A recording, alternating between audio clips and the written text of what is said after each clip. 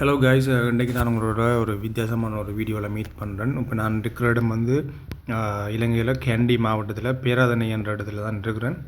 அதாவது கேண்டியிலேருந்து கிட்டத்தட்ட ஒரு 5 கிலோமீட்டர் தூரத்தில் அந்த பேராதனியங்கிற இடம் வந்து இருக்குது. இப்போ வந்து நான் கொஞ்சம் நைட்டில் வந்து ஒரு காலையில் ஒரு 5 மணி இருக்கும். அந்த டைமில் சரியான கூலாக இருந்தது, சரியான கிளைமேட் குளிராக இருந்தது. அப்போ என்னவாக இருக்கும்னு சொல்லி நான் அடிக்கடி வந்து அந்த வெதர் அப்டேட்ஸில் வந்து செக் பண்ணுறேன். நான் அப்போ செக் பண்ணக்குள்ளே தான் பார்த்தேன், சும்மா கூகுளில் சர்ச் பண்ணி பார்க்கல 17°C காட்டுச்சு. எனக்கு அப்படியே ஒரு சர்ப்ரைஸாக இருந்தது.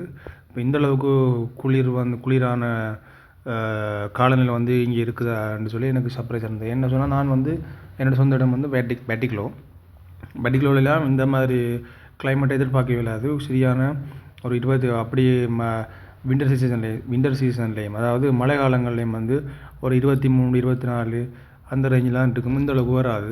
நம்ம பார்க்கவே எனக்கு ஒரு வித்தியாசமாக இருந்தது. அதை தான் நான் உங்களோட ஷேர் பண்ணுறேன்.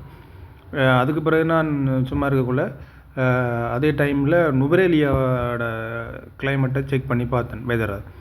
அதை பார்க்கக்குள்ள இன்னும் ஆச்சரியமாக இருந்ததுன்னு சொன்னால், அது 12°C இருந்தது.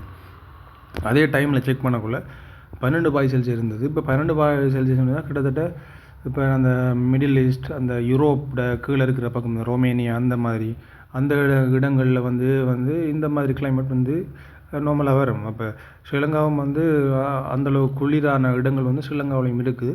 அதால் தான் இந்த ஸ்ரீலங்காவுக்கு வந்து ஒரு ஸ்பெஷலான விஷயம் இருக்குன்னு சொன்னால், ஒரு குறைந்த தூர இடைவெளிக்குள்ளே வந்து அதிக குளிரை வந்து காலநிலை மாற்றங்களை வந்து நீங்கள் இங்கே தான் பார்க்கலாம்.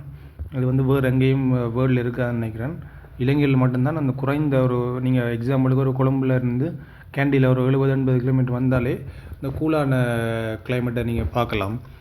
அதால் தான் இலங்கைக்கு வந்து நிறைய பேர் வந்து விரும்பி வாரது, இந்த டூரிஸ்ட் வாரது.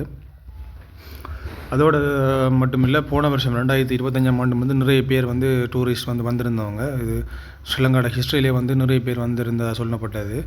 அதே மாதிரி இந்த வருஷம் இந்த ஜனவரி இந்த அரை மாதத்துலேயே வந்து இன்னும் நிறைய பேர் வராங்க.